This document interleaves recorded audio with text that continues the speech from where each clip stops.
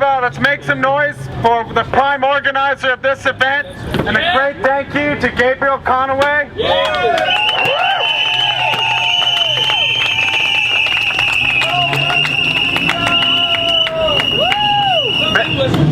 Many people and groups made this rally a success.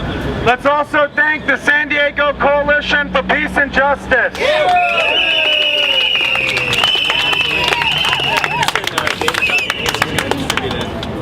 My name is Michael Anderson. I'm a queer activist and union organizer.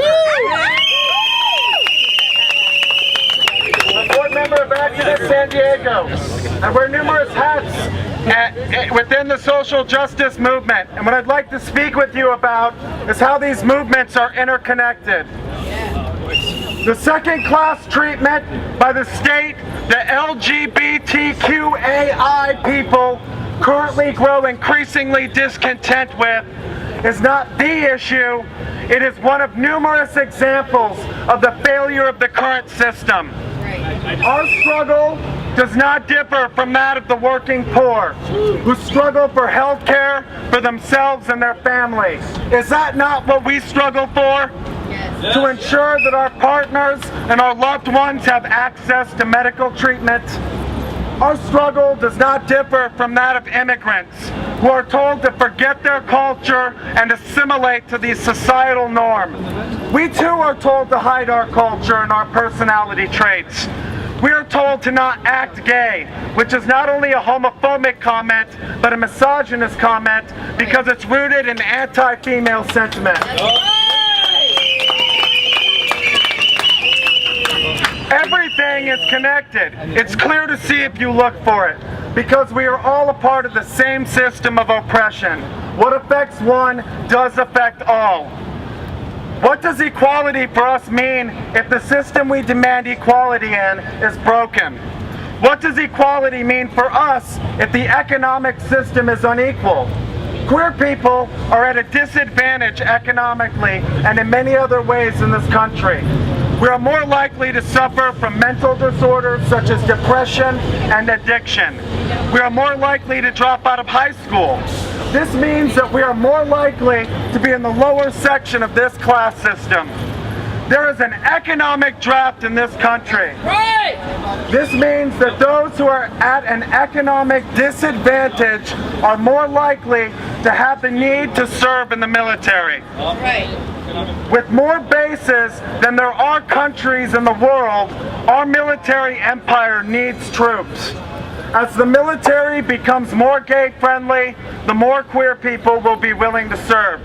We must fix our economic system and end the state's imperialist conquest, or queer people will not be free. Right. The issue of punishing those who leak information that shows atrocities that have been committed in our name and unjustly kept secret by those who perpetuate war and occupation on others is a civil rights issue. Whistleblowers must be protected.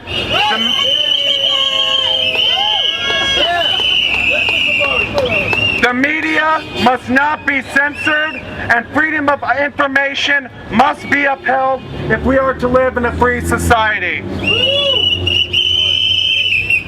When we as LGBT people come out of the closet revealing information that angers and confuses some within the general public, we risk our safety and our freedom. When queer people hide who we are because of the fear of losing our jobs, as is the case in more states than not in this country, you are not free. When one must fear losing one's job, one's freedom, and possibly one's life for revealing war crimes, for revealing the true nature of war, you are not free. That's right. From the Iran-Contra scandal to the Gulf of Tonkin to the truth shown on collateral murder, the state has attempted to hide the truth and expose the military-industrial complex for the corrupt, insidious, treasonous system that it is.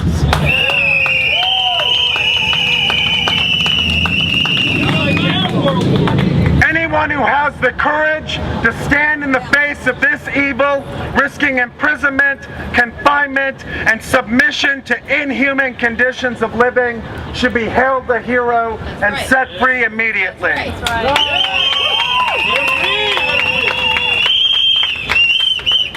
Speaking truth to what seems to me to be madness is something I can, as a queer, relate to. We risk our safety by simply being honest and open about who we are. We are called diseased, child molesters, sexual deviants, and even blamed by some for terrorist attacks and natural disasters. We support you!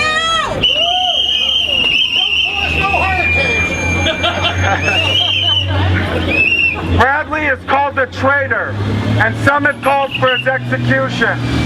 This is because he, like open queer people, has challenged the status quo and exposed the system of injustice for what it really is.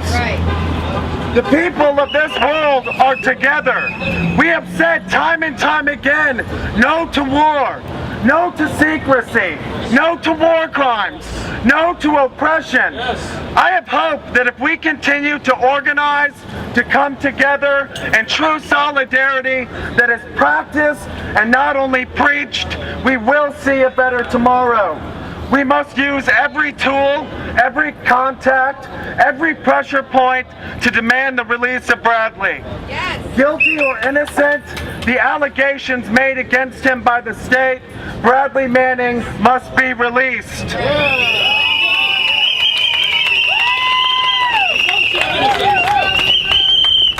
I would like to end with a quote by former Socialist Party presidential candidate, union leader, and founding member of the Industrial Workers of the World, Eugene B. Debs. He was arrested in 1918 for giving a speech denouncing American participation in World War I. He was convicted under the Espionage Act of 1917 and sentenced to 10 years in prison. While there is a lower class, I am in it. While there is a criminal element, I am of it.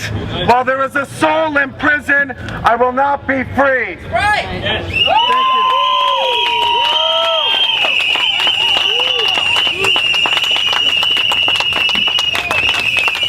Thank you, everybody, for coming out today. Let's make some noise.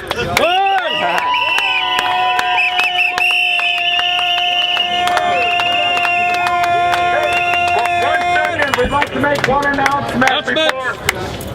Tomorrow at 7 p.m. at the Joyce Beer Center, Activist San Diego will be showing the movie Collateral Murder. We will also be having a discussion on what San Diego can do to free Bradley. 1, 2, 3, 4, free Bradley and the war. 5, 6, 7, 8. Expose the lies, smash the state. 1, 2, 3, 4, free Bradley.